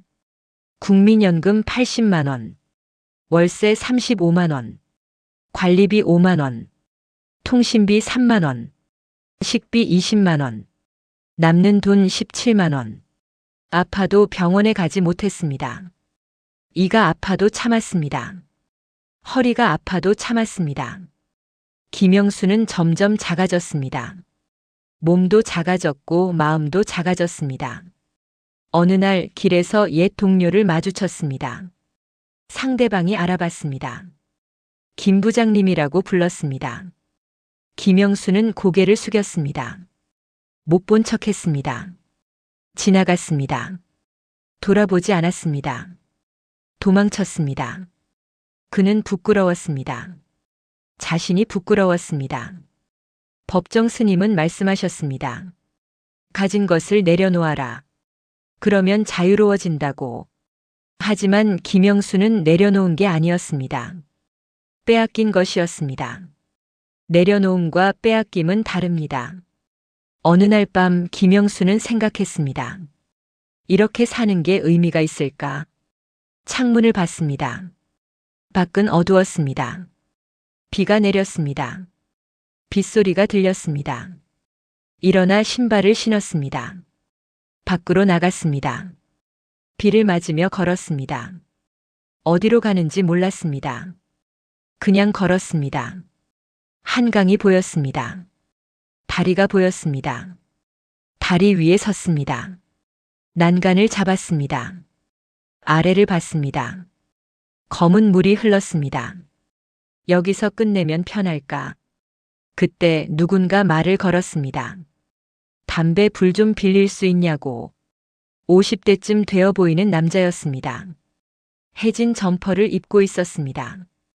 김영수는 안 피운다고 했습니다. 남자는 실례했다며 웃었습니다. 그리고 옆에 섰습니다. 함께 아래를 봤습니다. 야경이 좋다고 말했습니다. 침묵이 흘렀습니다. 남자가 말했습니다. 힘드시죠? 김영수는 놀랐습니다. 어떻게 알았을까? 남자는 말했습니다. 보면 안다고. 자기도 그래 봤다고. 5년 전에 여기 섰었다고. 그때는 정말 끝인 줄 알았다고. 그런데 왜 살았냐고 물었습니다. 남자는 말했습니다. 그냥 살았다고. 뛰어내릴 용기도 없었다고. 그런데 신기한 게 살다 보니까 또 이유가 생기더라고. 작은 이유들이. 아침 해보고 싶다든지, 라면 먹고 싶다든지, 별거 아닌 것들. 남자는 명함을 꺼냈습니다. 복지관 명함이었습니다. 자원봉사 하는 곳이라고 했습니다. 심심하면 한번 오라고 했습니다. 같이 밥 먹자고 했습니다. 명함을 건넸습니다. 김영수는 받았습니다. 남자는 떠났습니다.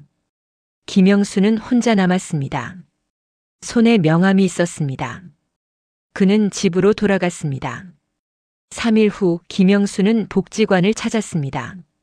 낡은 건물이었습니다. 1층에 식당이 있었습니다. 노인들이 밥을 먹고 있었습니다. 그 남자가 배식을 하고 있었습니다. 김영수를 보고 반겼습니다. 앉으라고 했습니다. 밥을 받았습니다. 무료 급식이었습니다. 김영수는 처음엔 부끄러웠습니다. 하지만 배가 고팠습니다. 숟가락을 들었습니다. 입에 넣었습니다. 따뜻했습니다. 밥이 따뜻했습니다. 국이 따뜻했습니다. 오랜만에 따뜻한 밥이었습니다. 천천히 먹었습니다. 한 숟가락 한 숟가락 천천히 먹었습니다. 밥을 다 먹고 남자가 다가왔습니다. 맛있었냐고 물었습니다. 김영수는 고맙다고 했습니다. 남자는 또 오라고 했습니다. 김영수는 다시 왔습니다. 다음 날도 왔습니다. 그 다음 날도 왔습니다. 어느 날 남자가 물었습니다. 배식 좀 도와줄 수 있냐고. 사람이 모자란다고. 김영수는 망설였습니다. 그러다 고개를 끄덕였습니다. 그날부터 배식을 도왔습니다. 국을 떴습니다. 밥을 담았습니다. 노인들에게 건넸습니다. 처음엔 어색했습니다. 하지만 점점 익숙해졌습니다. 어느 날 한 할머니가 말했습니다. 아이고, 총각 참 친절하다고. 총각. 70이 가까운 자신을 총각이라고 불렀습니다. 김영수는 웃었습니다. 오랜만에 웃었습니다. 법륜 스님은 말씀하셨습니다. 행복은 조건이 아니라 선택이다고. 김영수는 몰랐습니다. 행복이 이렇게 작은 것인지. 몇 달이 지났습니다. 김영수는 복지관의 단골이 되었습니다. 매일 와서 배식을 도왔습니다. 사람들과 이야기를 나눴습니다. 처음엔 듣기만 했습니다. 다른 사람들의 이야기를 들었습니다. 모두 저마다의 사연이 있었습니다. 모두 아팠습니다. 어느 날 한 남자가 물었습니다. 김 선생님은 어떻게 여기까지 왔냐고. 김영수는 망설였습니다. 말해야 할까? 말하면 부끄러울까? 하지만 입이 열렸습니다. 퇴직금을 다 날렸다고 했습니다. 준비 없이 퇴직했다가 무너졌다고 했습니다. 사람들이 들었습니다. 아무도 비웃지 않았습니다. 누군가 말했습니다. 자기도 그랬다고. 다른 사람도 말했습니다. 자기도 그랬다고. 김영수는 놀랐습니다. 자신만 그런 게 아니었습니다. 그날 이후 그는 자주 이야기했습니다. 자신의 실패를, 자신의 후회를, 자신의 아픔을, 그리고 이상한 일이 일어났습니다. 말할수록 가벼워졌습니다. 말할수록 살아있다는 게 느껴졌습니다. 장자는 말했습니다. 나비가 되는 꿈을 꾸었는지 나비가 나인 꿈을 꾸는 것인지 모르겠다고. 김영수도 몰랐습니다. 자신이 실패한 사람인지 살아남은 사람인지. 하지만 확실한 건 지금 자신이 여기 있다는 것이었습니다. 1년이 지났습니다. 김영수는 여전히 반지하에 살았습니다. 여전히 가난했습니다. 여전히 연금으로 살았습니다. 하지만 달라진 게 있었습니다. 그는 더 이상 부끄럽지 않았습니다. 복지관에서 한 젊은 남자를 만났습니다. 50대 초반. 최근에 퇴직했다고 했습니다. 앞으로 뭘 해야 할지 모르겠다고 했습니다. 김영수는 물었습니다. 준비했냐고. 노후를 준비했냐고. 남자는 고개를 저었습니다. 퇴직금이 좀 있긴 한데 뭐 괜찮겠다고 했습니다. 김영수는 웃었습니다. 자기도 그렇게 생각했다고 말했습니다. 그런데 다 날렸다고 말했습니다. 남자의 얼굴이 창백해졌습니다. 그럼 나도 그렇게 될 수 있냐고 물었습니다. 김영수는 말했습니다. 될 수 있다고. 준비하지 않으면. 지금 시작해야 한다고. 지금 당장. 나중은 없다고. 나중은 오지 않는다고. 남자는 메모했습니다. 김영수의 말을 메모했습니다. 그날 저녁 김영수는 생각했습니다. 내 실패가 누군가에겐 경고가 되는구나. 그리고 처음으로 느꼈습니다. 자신의 인생이 쓸모없지 않다는 걸. 어느 날 문자가 왔습니다. 아내였습니다. 밥은 먹고 다니냐고 물었습니다. 1년 만에 연락이었습니다. 김영수는 답장했습니다. 먹고 다닌다고. 몸도 괜찮다고. 아내가 말했습니다. 다음 주에 가겠다고. 다음 주 아내가 왔습니다. 문을 열었을 때 서로 말이 없었습니다. 그냥 서 있었습니다. 아내가 먼저 말했습니다. 밥 먹었냐고. 아직이라고 했습니다. 아내는 부엌으로 갔습니다. 냉장고를 열었습니다. 거의 비어 있었습니다. 장을 봐야겠다고 말했습니다. 장을 보고 돌아와 요리를 했습니다. 김영수는 앉아서 지켜봤습니다. 아내의 뒷모습을 봤습니다. 오랜만에 보는 모습이었습니다. 밥이 됐습니다. 상이 차려졌습니다. 김영수는 숟가락을 들었습니다. 입에 넣었습니다. 따뜻했습니다. 맛있었습니다. 아내가 물었습니다. 요즘 뭐 하냐고.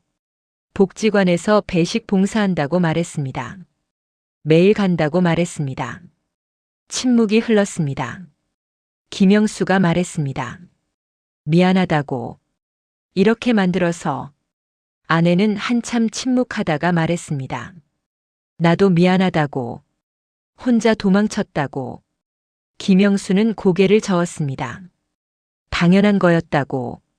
아내도 견딜 수 없었을 거라고. 아내가 물었습니다. 같이 살까요? 김영수는 고개를 끄덕였습니다. 그날부터 아내가 돌아왔습니다. 법정 스님은 말씀하셨습니다. 소유하지 않을 때 비로소 얻는다고. 김영수는 이제 알았습니다. 아내를 붙잡으려 했을 때는 떠났지만 내려놓았을 때 돌아왔다는 것을. 며칠 후 아들이 찾아왔습니다. 초인종이 울렸습니다. 문을 열었습니다.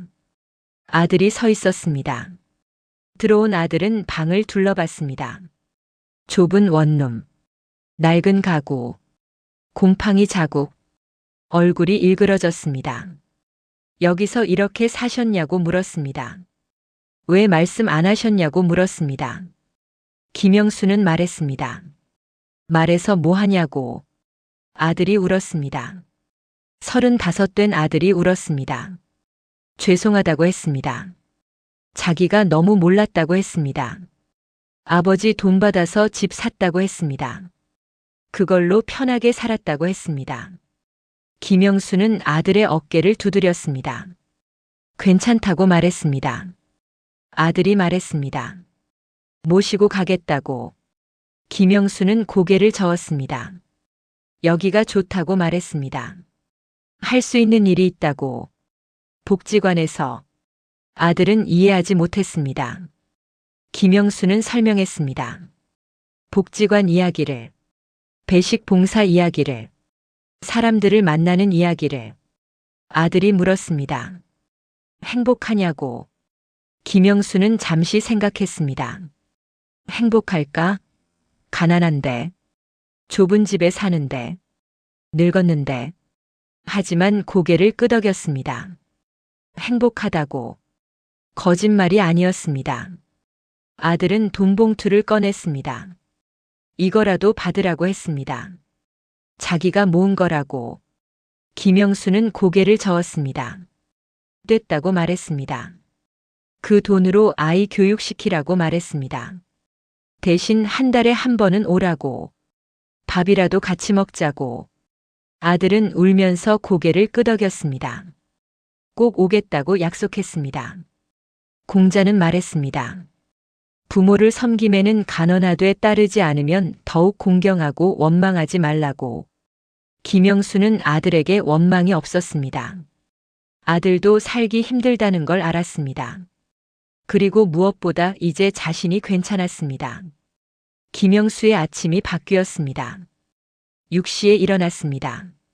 세수를 했습니다. 간단히 아침을 먹었습니다. 7시에 집을 나섰습니다. 복지관으로 걸어갔습니다. 30분 거리였습니다. 8시에 복지관 문을 열었습니다. 청소를 했습니다. 배식 준비를 했습니다.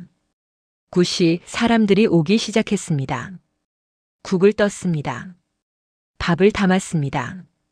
반찬을 올렸습니다. 맛있게 드시라고 말했습니다.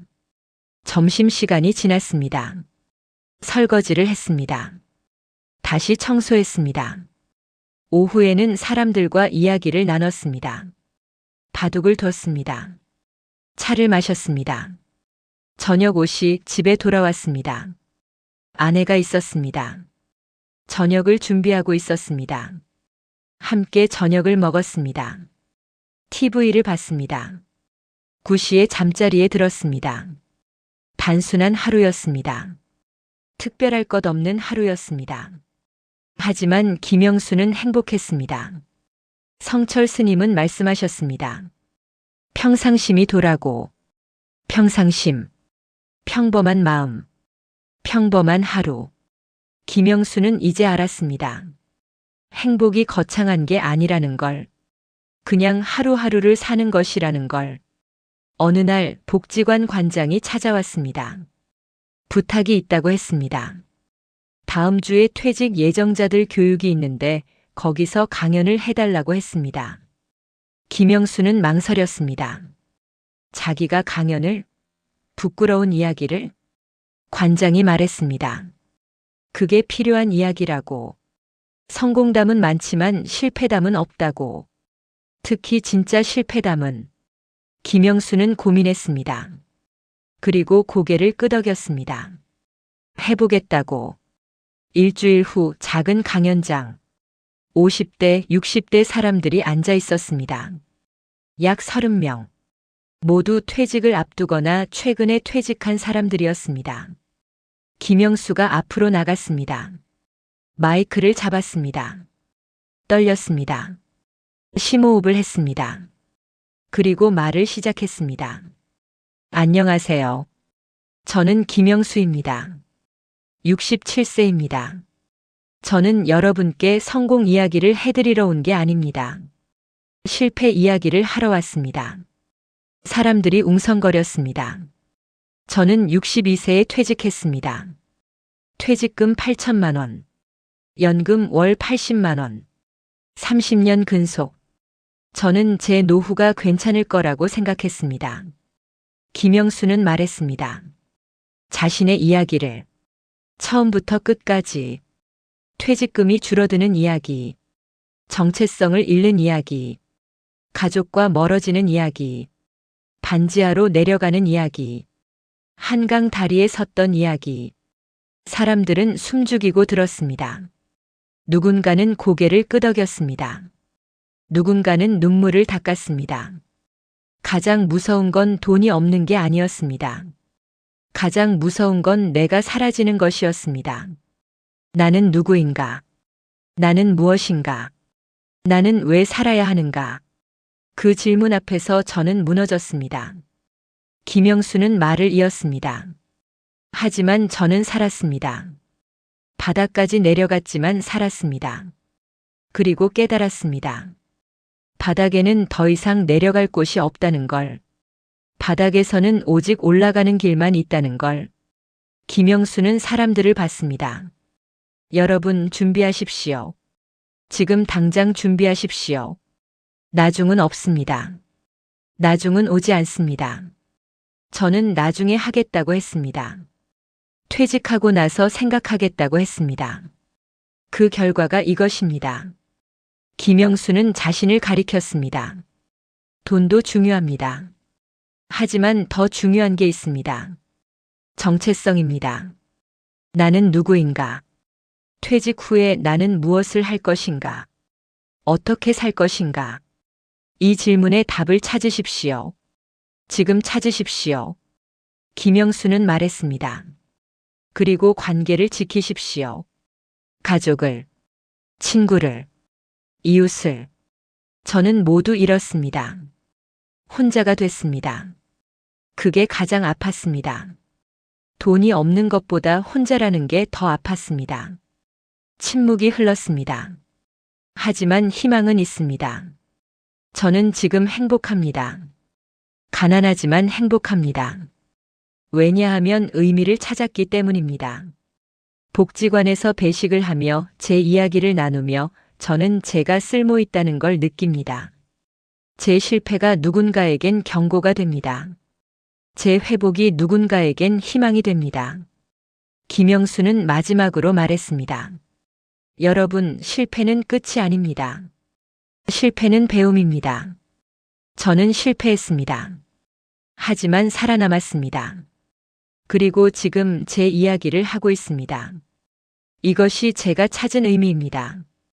강연이 끝났습니다. 박수가 터져 나왔습니다. 사람들이 일어섰습니다. 김영수는 고개를 숙였습니다. 강연이 끝나고 많은 사람이 다가왔습니다.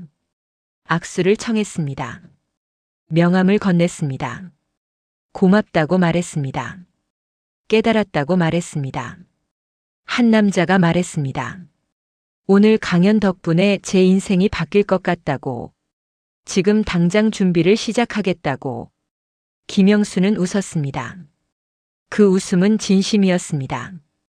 그날 저녁 김영수는 집으로 돌아왔습니다. 아내가 기다리고 있었습니다. 강연 어땠냐고 물었습니다. 그날 저녁 김영수는 집으로 돌아왔습니다. 아내가 기다리고 있었습니다. 강연 어땠냐고 물었습니다. 좋았다고 말했습니다. 사람들이 들어줬다고, 고맙다고 했다고. 아내가 말했습니다. 당신 자랑스럽다고. 김영수는 그 말에 눈물이 났습니다. 자랑스럽다. 오랜만에 듣는 말이었습니다. 아니, 어쩌면 처음 듣는 말이었습니다. 30년을 일하며 성실했다는 말은 들었습니다. 책임감 있다는 말도 들었습니다. 하지만 자랑스럽다는 말은 들어본 적이 없었습니다. 김영수는 깨달았습니다. 자신이 찾고 있던 게 이것이었다는 걸. 인정, 존중, 존엄. 돈이 아니었습니다. 직함이 아니었습니다. 성공이 아니었습니다. 그저 한 사람으로서의 존엄이었습니다. 법륜 스님은 말씀하셨습니다. 괴로움의 원인은 밖이 아니라 안에 있다고. 김영수는 이제 알았습니다. 자신의 괴로움은 가난 때문이 아니었다는 걸. 존엄을 잃었기 때문이었다는 걸. 그리고 존엄은 돈으로 살 수 없다는 걸. 존엄은 스스로 찾는 것이라는 걸. 몇 달이 지났습니다. 김영수는 여러 곳에서 강연 요청을 받았습니다. 복지관, 노인대학, 지역센터. 그는 거절하지 않았습니다. 갈 수 있는 곳은 모두 갔습니다. 매번 같은 이야기를 했습니다. 자신의 실패를, 자신의 추락을, 자신의 회복을. 그리고 매번 같은 반응을 받았습니다. 고맙다고, 깨달았다고, 준비하겠다고.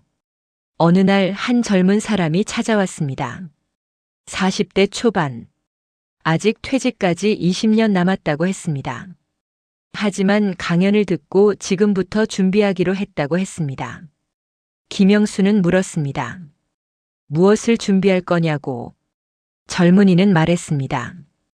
돈도 모으겠지만 더 중요한 걸 준비하겠다고. 취미를, 관계를, 정체성을. 퇴직 후에도 나는 나일 수 있도록. 김영수는 고개를 끄덕였습니다. 맞다고 말했습니다. 그게 진짜 준비라고 말했습니다. 젊은이가 물었습니다. 후회하냐고. 30년을 일한 게 후회되냐고. 김영수는 잠시 생각했습니다. 그리고 고개를 저었습니다. 후회하지 않습니다. 그 30년이 있었기에 지금의 제가 있습니다. 실패가 있었기에 깨달음이 있었습니다. 추락이 있었기에 회복이 있었습니다. 김영수는 말을 이었습니다. 제 인생은 실패한 인생이 아닙니다. 배운 인생입니다. 그리고 지금 그 배움을 나누는 인생입니다. 이것이 제가 찾은 의미입니다. 젊은이는 메모했습니다. 김영수의 말을 메모했습니다. 그리고 떠났습니다. 김영수는 창밖을 봤습니다. 해가 지고 있었습니다. 석양이 아름다웠습니다. 장자는 말했습니다. 쓸모없는 나무가 오래 산다고. 김영수는 이제 알았습니다. 자신이 쓸모없는 게 아니라는 걸, 다른 쓸모를 찾았다는 걸. 김영수는 지금도 반지하에 삽니다.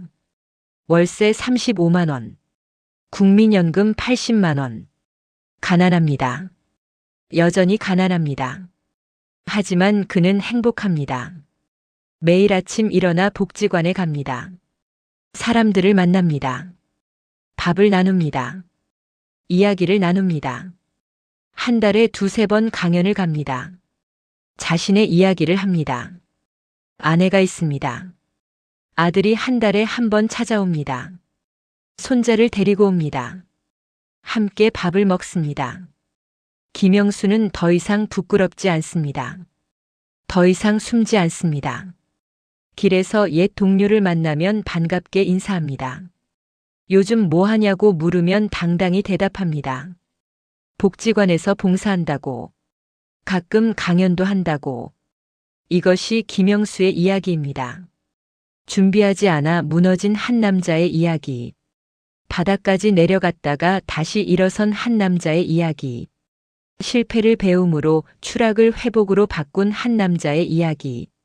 그런데 이 이야기는 여기서 끝이 아닙니다. 이 이야기는 지금 이 글을 듣고 있는 당신에게서 시작됩니다. 당신은 준비하고 있습니까? 돈만 준비하고 있습니까? 아니면 진짜 준비를 하고 있습니까? 퇴직 후에 당신은 누구입니까? 무엇을 할 것입니까? 어떻게 살 것입니까? 이 질문에 답할 수 있습니까? 만약 답할 수 없다면 지금 시작하십시오. 지금 당장 시작하십시오. 나중은 없습니다. 나중은 오지 않습니다. 김영수가 배운 가장 큰 교훈은 이것입니다. 노후는 은퇴 후가 아니라 지금의 태도에서 시작된다. 지금 어떻게 사는가가 나중을 결정합니다. 성철 스님은 말씀하셨습니다. 생사이려라고. 삶과 죽음은 하나라고. 지금과 나중도 하나입니다. 지금이 곧 나중입니다. 그러니 지금을 준비하십시오. 관계를 지키십시오. 취미를 만드십시오. 의미를 찾으십시오. 돈도 모으되 마음도 가꾸십시오. 그리고 무엇보다 존엄을 지키십시오. 김영수는 모든 것을 잃었지만 마지막에 하나를 찾았습니다. 존엄. 한 사람으로서의 존엄. 그것만 있으면 다시 일어설 수 있습니다. 그것만 있으면 행복할 수 있습니다. 이 이야기가 당신에게 경고가 되기를 바랍니다. 동시에 희망이 되기를 바랍니다. 실패는 끝이 아닙니다. 실패는 새로운 시작입니다. 김영수가 그랬듯이. 그리고 기억하십시오. 당신의 인생은 아직 끝나지 않았습니다. 지금 이 순간 당신은 선택할 수 있습니다. 어떻게 살 것인가를. 준비하지 않으면 김영수처럼 됩니다. 하지만 준비하면 김영수와 다를 수 있습니다. 선택은 당신의 것입니다. 지금 이 순간 선택하십시오.